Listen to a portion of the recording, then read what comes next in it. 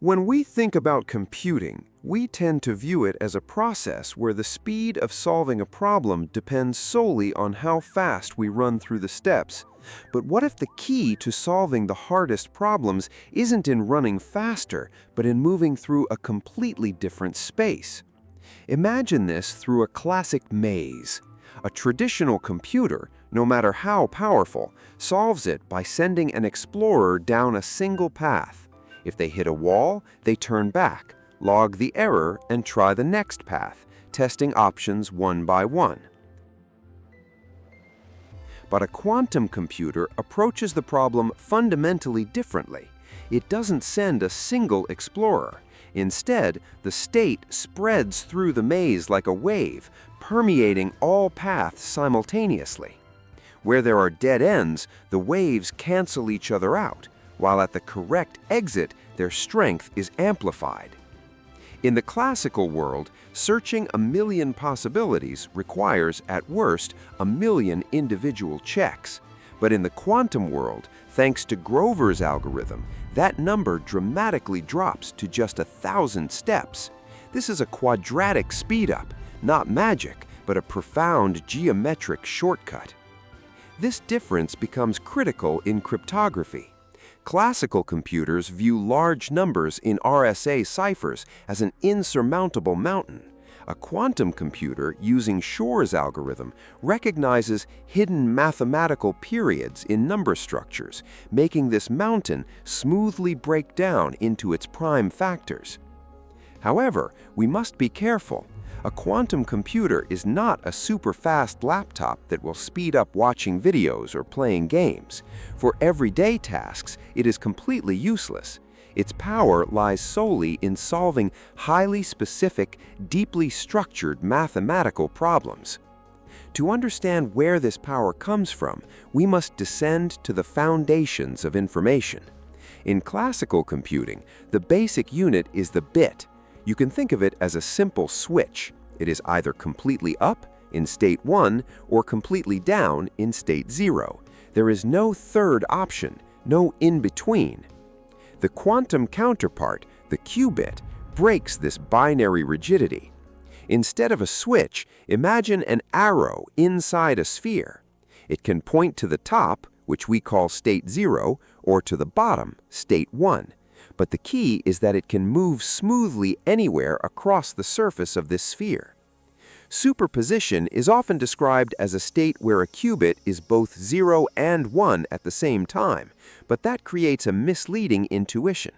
At any moment, a qubit is in a single, completely determined and precise geometric state, described by an elegant combination of complex amplitudes, alpha and beta.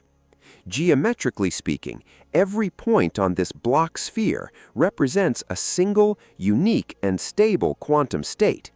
As the arrow smoothly rotates and traces its path through this space, it is actually dancing through an infinite spectrum of possible states. But here lies the great puzzle of quantum physics.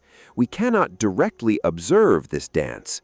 The moment we measure the state of a qubit, the entire sphere of possibilities instantly collapses. The arrow is forced to jump to either pure 0 or pure 1, leaving us only with a probability.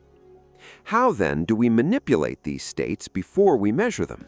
Meet the Hadamard gate. If we send a qubit through it from the pure state 0, this gate smoothly rotates it onto the equator of the sphere. Now the qubit is in perfect balance, halfway between 0 and 1. In fact, we can view all quantum gates not as logical switches, but as spatial rotations. Whether an X, Y, or Z gate, each represents an elegant geometric turn around a specific axis of the Bloch sphere, changing the subtle angle and phase of our qubit. When we connect these rotations into a sequence, we get a quantum circuit. It resembles a musical score, where each note represents a single rotation. As we move along, the arrow on the sphere dances in sync, transforming information through geometry before we finally perform a measurement. While classical algorithms work like a sequence of step-by-step instructions, quantum algorithms function entirely differently. They do not change the values themselves, they change the probabilities. The entire process is focused on managing the phases and amplitudes of waves. And this brings us to the very heart of quantum computing, interference. By adjusting the phases, we can cause the wrong answers to destructively collide and cancel each other out. At the same time, the correct answer is constructively amplified, creating a high peak on our probability map. But the real magic happens when we connect multiple qubits. Two independent qubits each have their own sphere, but the moment we apply a two-qubit gate, like the C0, we bind their fates into a single, inseparable, shared entity. This is quantum entanglement. Individual spheres no longer describe each qubit on its own. Instead, their states are woven into a single network of influence. A change to one qubit is instantly reflected in the state of the other, no matter how physically distant. This intertwining leads to an incredible explosion of computational space. One qubit holds two states, two hold 4, and 3 hold 8. With every new qubit we add, the system's capacity doubles. With just 300 perfectly entangled qubits, we get more states than there are atoms in the observable universe.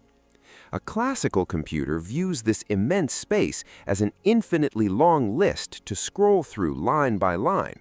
A quantum computer, however, sees this entire space all at once as a vast landscape made of valleys and mountains of amplitudes, where the solution rises as the highest peak. Let's return to our comparison: 1,000,000 searches.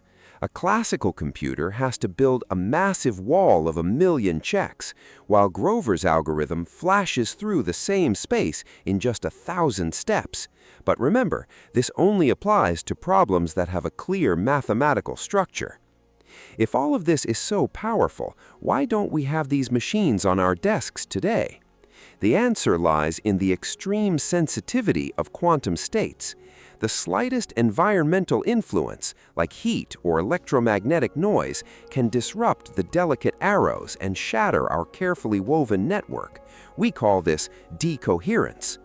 To prevent this loss of information, we must seal the quantum chip inside complex, multi-layered protective chambers. It must be isolated in extreme vacuum, shielded from all electromagnetic waves, and cooled to just a fraction of a degree above absolute zero. That is why a physical quantum computer looks nothing like our phones or laptops.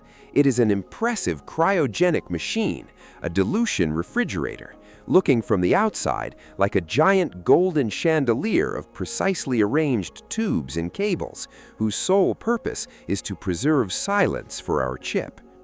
At the very bottom of that giant system, hidden in the deepest cold, lies the quantum chip itself.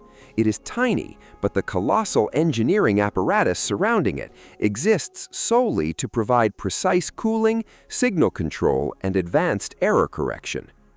Now, looking back at our initial race, we understand that a quantum computer is not simply a faster version of a regular one. It doesn't try to run the path faster. It uses superposition, interference, and entanglement to completely redefine what it even means to solve a problem. In the end, a classical computer computes in steps, clear, discrete steps in time. A quantum computer computes in amplitudes, geometric structures that flow and intertwine. This is not just a technological advancement, it is a completely new language for speaking with the laws of the universe.